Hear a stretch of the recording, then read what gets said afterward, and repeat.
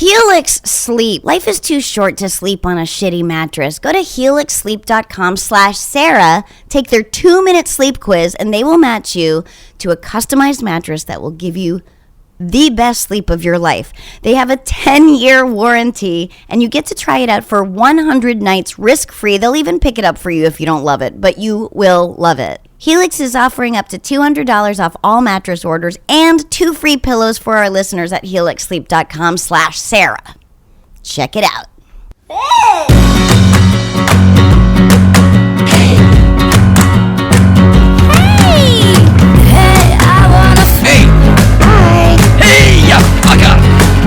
Hey! Hi, everybody. I didn't expect to talk about this morning, but last night I went to a friend's birthday party, and guess who was there? Paris Hilton. And the second I saw her, I just felt my body leap over to her. I didn't really think about it.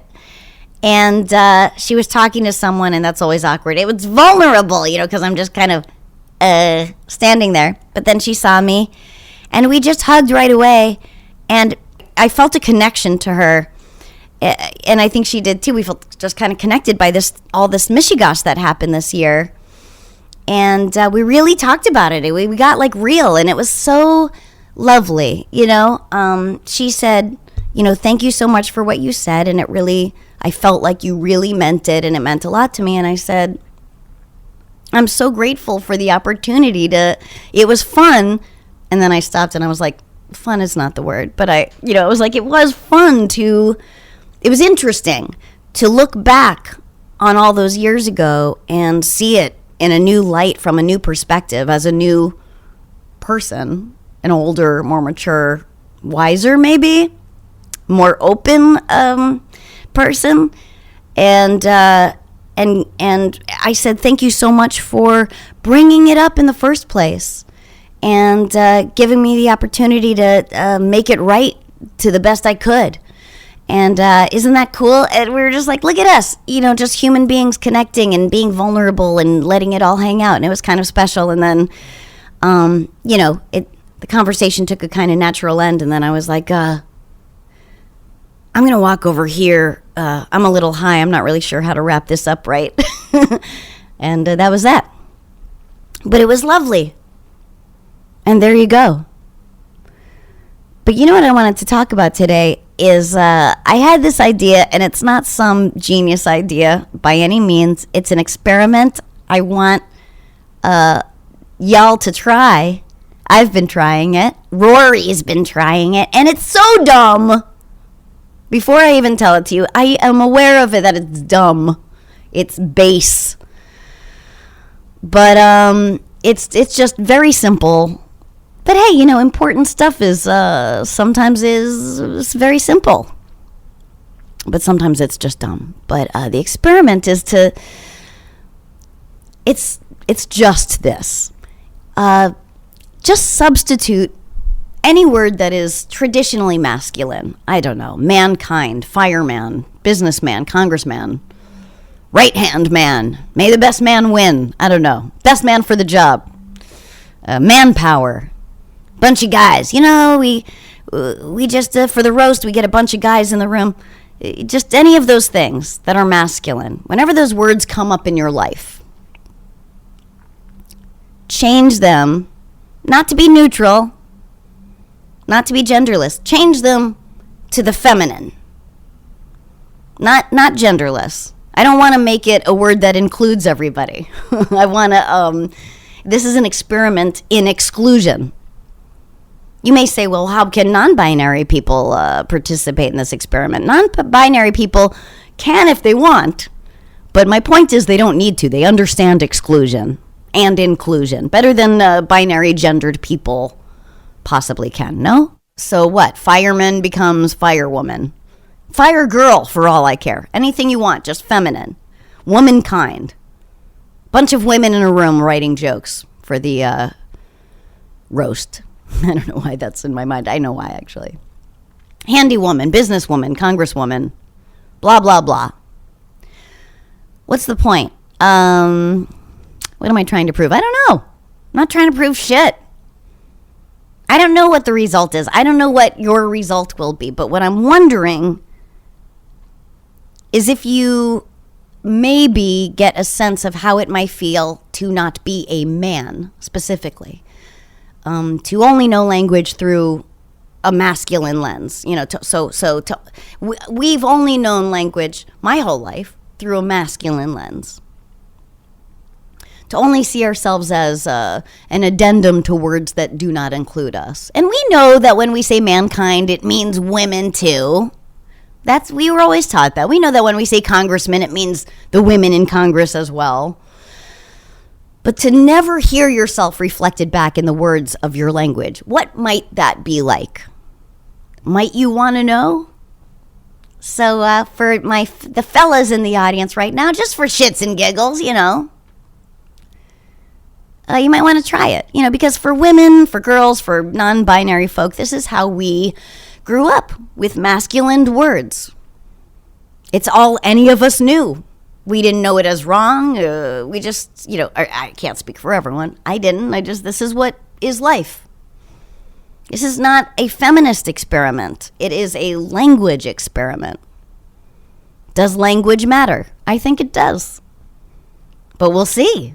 I can't wait to hear what you think. There's no answer or result that I am planning or anticipating or hoping for. I want you to notice how it makes you feel. I'd be curious to see how many of our male friends out there are willing to do this. I asked Rory to do it. Rory. And I did it too. And I fucked up way more times than he did. It's funny. I'm conditioned. We're conditioned. Language conditions us.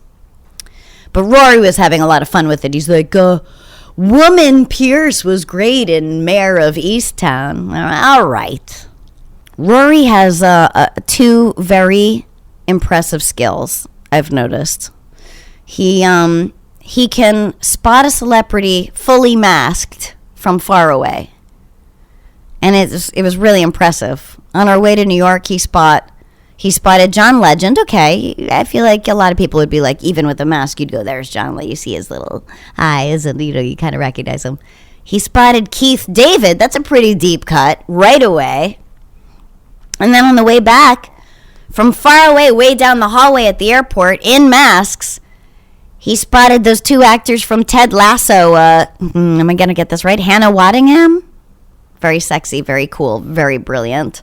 Brett Goldstein.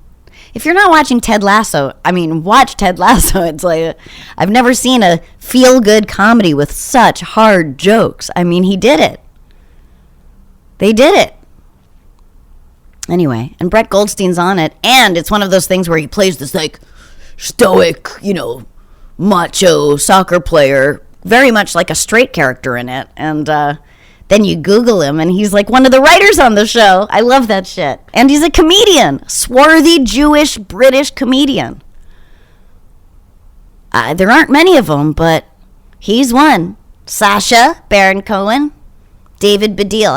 I can name three, and I'm not even worldly, but I can't imagine there are a whole bunch.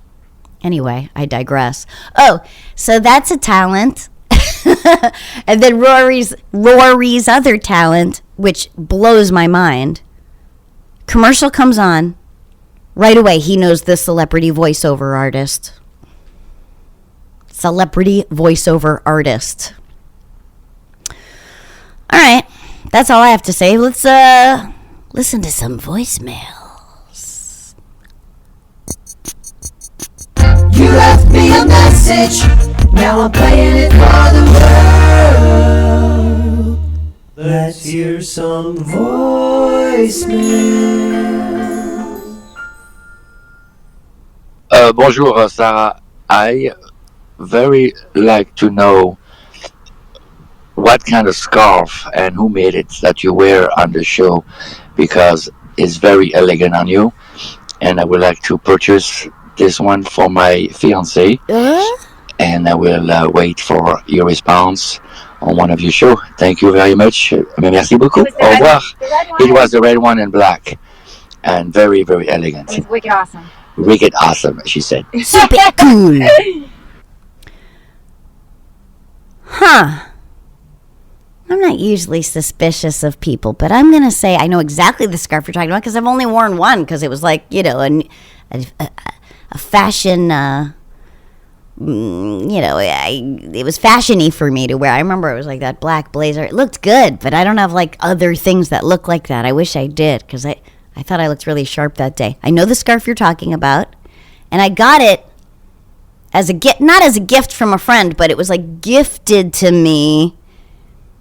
This is very interesting. And on it, if you unravel it, which you couldn't have possibly seen, it says like liberty in French. In French. What do you think? I'm a dummy? No, maybe this is a coincidence, but I don't know. I kind of call bullshit.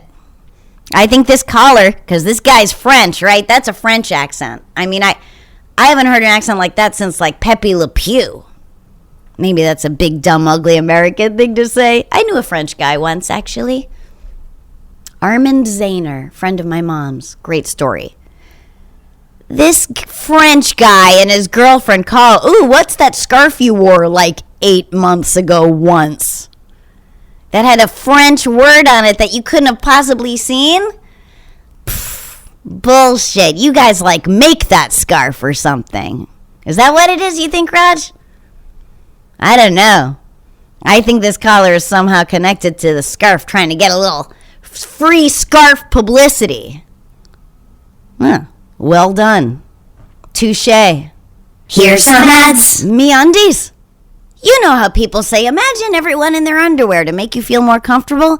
MeUndies believes comfort does not start with imagining, but instead it starts with actual comfort. That's why they make the softest undies in fun prints to help you feel comfortable at your core, so you can feel ready to take on anything. No half-naked room necessary. I've worn MeUndies, and they are so silky soft, and they let your vagina breathe. You know, sometimes you really can't get that combination, but with MeUndies, you can. MeUndies designs limited edition prints like all the time, so you can express yourself every single day. Choose prints with corgis, chicken nuggets, your zodiac sign, goofy puns, and more. And more! MeUndies also releases collabs with some pretty big names, like, I don't know, have you heard of the Rolling Stones, Space Jam, A New Legacy, with you-know-who in it? I'm basically the star. I'm in one scene. But you have to grab them fast because once they're gone, they are gone for good. Cue the saddest violin. MeUndies also has their problem-free philosophy. If you're not satisfied with any product for any reason, they will refund or exchange it. No caveats, no questions asked. To get 15% off your first order, free shipping, and 100% satisfaction guarantee, go to MeUndies.com/Sarah. That's MeUndies.com/Sarah. Pill Club. If you are on birth control like me, remembering to take your pill is already enough work. Forget going to the doctor in person to get your prescription and picking it up from the pharmacy. The Pill Club wants to help you simplify birth control. The Pill Club is a birth control subscription prescribed by a medical professional and delivered straight to your door for free. The Pill Club carries over 120 FDA-approved brands. Most brands of birth control are free with insurance or Medicaid. Otherwise, prices start as low as $9 per month without insurance. The Pill Club delivers birth control to your door for free in discreet packaging. Isn't that great? I take low estrin FE, and it's pretty awesome to get it right to your door. This is really special. Right now, when you go to thepillclub.com/Sarah, the Pill Club is offering a $10 donation to bedsider.org for every Sarah Silverman podcast listener who becomes a patient. Your donation will help low-income individuals get access to birth control through bedsider.org. That's thepillclub.com/Sarah to get your first birth control care package and donate to help more women in need of affordable birth control. Remember, thepillclub.com/Sarah. You must use that link to be able to make the donation. So use thepillclub.com/Sarah. And we're back. All right, what else? Hey Sarah, this is Laura from Ontario, Canada. I'm a huge fan.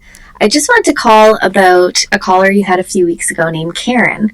While I agreed with you that her problems did seem pretty trivial and I think she will recover from the trauma, I do really hate the term Karen. it's kind of become a term that just silences any woman that shows any sort of assertion or opinion, and I don't know, it just has really been rubbing me the wrong way. I'm hoping that maybe we could work on a more non-binary term for people in general that are just dickheads. Like, let's just call them dickheads. I don't know. Just a thought. Thanks for making us all laugh and think. Bye. Okay. I would say in my view, the term Karen is not about women speaking up for themselves at all. In my view, it's really about white women whose entitlement stems from an unconscious devastation by the threat of racial equality. Certainly not consciously so, but that's what I think it comes from. And that said, I don't know that this is the use of the word Karen is something that is meant to be defined by a white woman. So maybe we both sit this one out. Of course, I don't know that you are white, but it's an educated guess. I'm assuming that you two are white, or a white-colored Jew like me. What else? Hey Sarah, this is Jessica again, and I actually had two questions. One was if you ever considered being blonde or tried to do something with your hair that maybe didn't work out quite so well.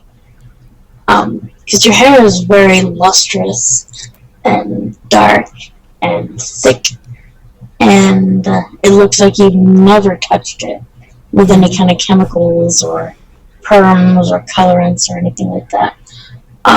So that was one of my later questions.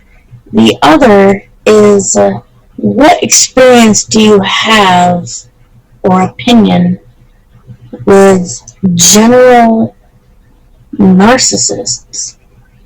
What's up with these have two had and some threefold experience, questions? but I would like your opinion. Not even in the comedic realm. That would be. She done? Wow. She really did not feel any pressure to be concise. She's like, how do you say it? Eckhart Tolle?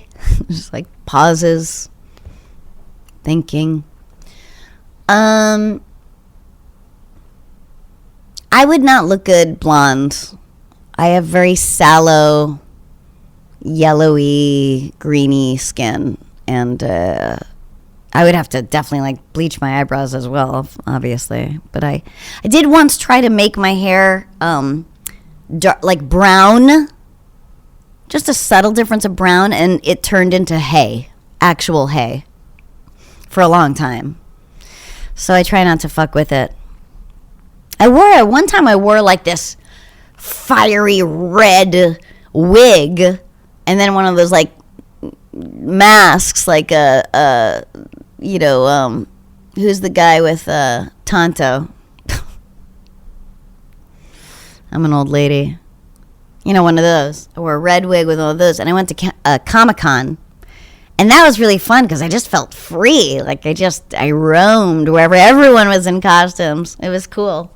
But actually, in the movie I just did, my character towards the end cuts and colors her hair. And it's actually kind of like a strawberry blonde, like a red, but not dark red. And it looked okay with my eyebrows. It was like a red that looked okay with black eyebrows. And it looked pretty good, actually. Great story. It's funny because the woman who did my hair and who handmade this wig for it, she's brilliant. And she's really young. Her name's Mallory. And she's 26. But we were in the hair and makeup trailer, and I don't know what I was talking about, but I was like, Danny's about to turn 40 and blah, blah, blah, blah, and Mallory's 29. And she's like, what? I'm 26. And I was like, oh, all right, okay. And she's like, what made you say 29? And then I was thinking about why said she was 29, and I think I thought, I'm just in a place where I feel like the youngest age is 29. But, okay, so now that's their second. What's the second question is about? Do I know people with narcissism in my life? I'm in show business. Yeah. Including myself. I mean, I went into a field where I'm trying to get strangers to like me. I mean, that's pretty, of course I try to unlearn the survival skills that do not serve me, that brought me to this wonderful business, but, yeah, I have friends in show business, beautiful, wonderful friends, some more peripheral friends, and we all have a bit of narcissism. It's an ingredient to being in show business. As I said, we want strangers to love us. But it's funny, like a friend will reach out and like assume I've seen some, gossip online about them. And I've gotten really good at comforting them by saying, I had no idea about it. I saw nothing about it. I'm just living my life. And I promise you that no one is Googling your name. And if they are, they're definitely not sorting it by date like you are. So just truly don't worry about it. Every once in a while I get like paparazzi'd. And if I notice, half the time I never notice. And I see pictures and I'm just like, where were they? But mostly I just like, it really never bothers me because, unless someone sends it to me, I never see it. Like I had a friend, an actor who we were both in New York and he's like, let's get dinner. I go, yeah, let's go here. And he's like, well, will there be paparazzi? I go, what do you give a shit? You read Star Weekly? You read Us? I don't know. Like, what does this have to do with your life? Extra. Read all about it. Someone went to dinner. All right, I don't know. Here's some ads. Genexa, baby. Did you know your allergy medications could actually be filled with allergens? It's crazy, right?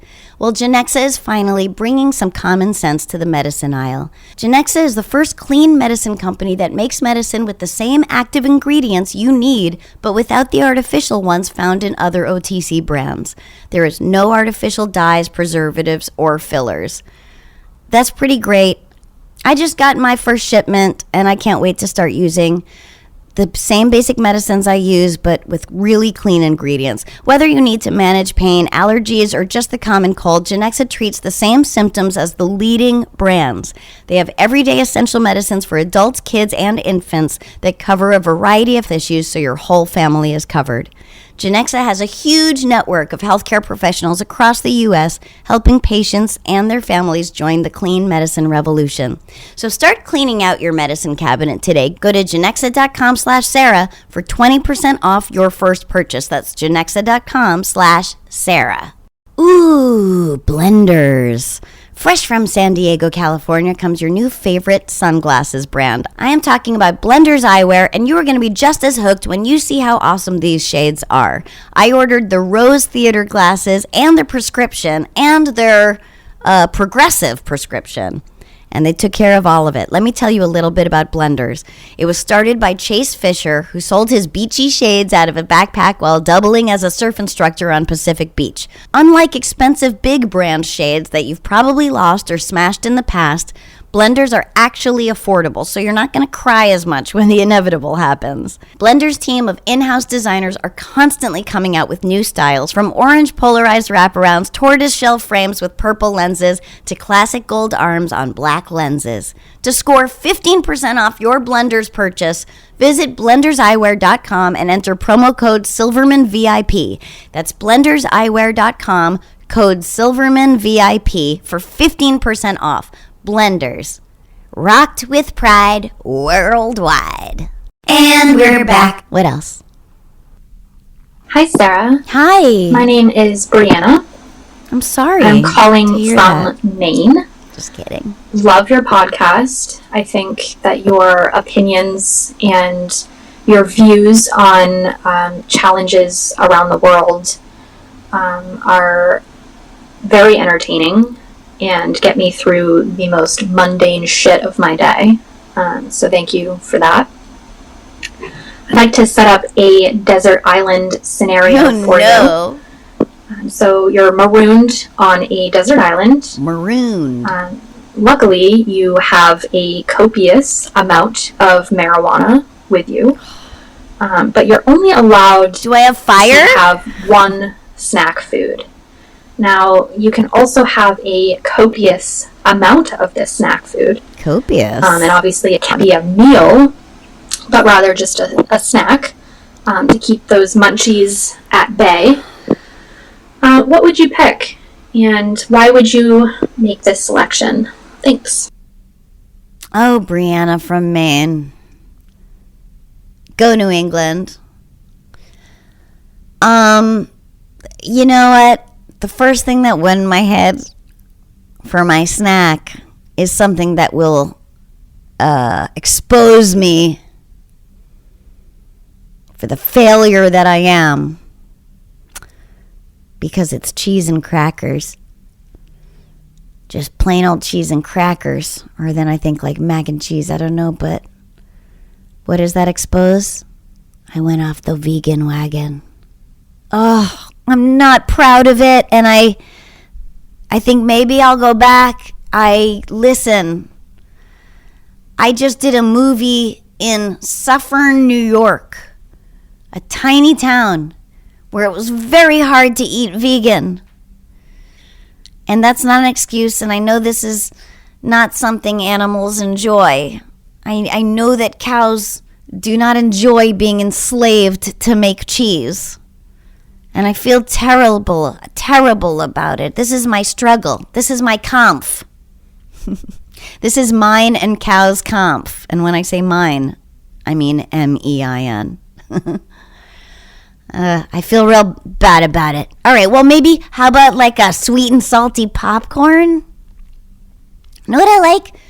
I don't even know if I'm saying it. Like, Auntie Anne's? Auntie Annie's? Auntie Anne's? Whatever, those soft pretzels. Maybe that would be, I'd like that. Those soft pretzels. Something like sustenance-y. Zeppelis. Oof. Zeppelis. Just hot bread and butter. Maybe milkadamia butter. Hot bread and butter. That's just like it's filling, it's sustenance. Yeah, so this is me saying I have been eating some dairy. And I'm sorry. I'm sorry if I let you down.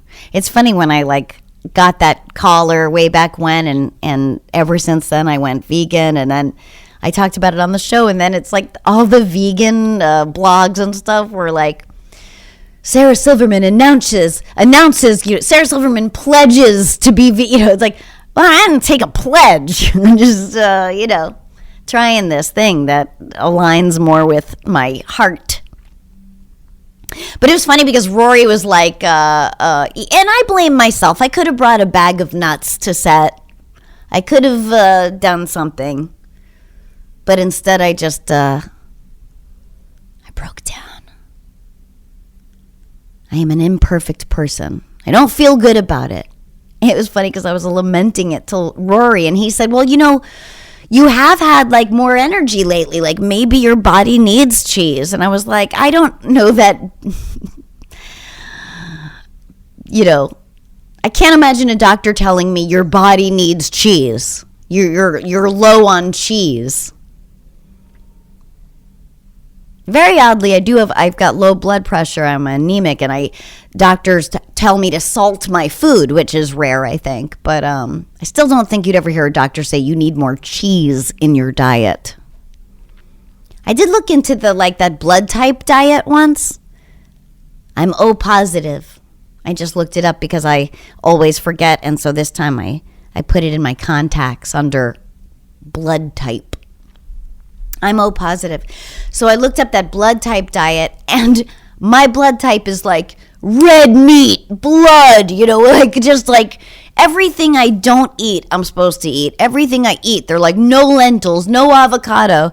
And I was distraught. But then I was like, You know what? I'm just going to go back to yesterday when I didn't know this. Know what I did? I unrung that bell. Yes. I never thought I'd say it. I like to say you cannot unring that bell like Jack McCoy, but I unrung that bell. I erased everything I learned about the blood type diet because it truly does not serve me. But I am anemic, like the red meat, the blood, that saying that my blood type needs, that kind of makes sense because I am anemic, but I take a blood builder vitamin from Mega Foods, hoping that works. I don't know. Is that interesting? I don't know, but you're still listening. What else? Hi Sarah, what's your opinion on the whole Britney Spears situation? And did you listen to her testimony? Thanks. Love ya. I did. The whole thing's unbelievable. It's disgusting. She can do a whole world tour and a whole residency in Vegas and work her fucking ass off to make you money. Not you, but her dad and everyone. But she can't take care of her life. She can't be in charge of her own life. It's so fucked up, and there's nothing I can say about it that will be better than what Howard Stern said about it, which was brilliant, and it's just true. You know, he said this is 100% sexism. It's fucking sexism. You see Charlie Sheen? Was he given a conservator when he was batshit crazy with tiger blood? No. I can't even, he listed an endless list of male maniacs in show business who are out there who were never given a conservatorship. You know, Robert Downey Jr., when he was, on drugs and breaking into houses and sleeping in beds like a drug-crazed Goldilocks. Was he given a conservatorship? No. It's disgusting. And the fact that the court would not hear her when she said, if I have to have this, can it at least not be my father? Shitty. The present doesn't even look kindly on this, but certainly history will not, assuming Trump doesn't run and win in 2024, in which case all women will have conservatorships. Really feels like this country has just slowly become a majority of untreated mentally ill people. I say this as a lucky, treated mentally ill person. But, then again, this is what the right says about the left. I've seen bumper stickers and t-shirts with it. Liberalism is a mental illness, so I don't know.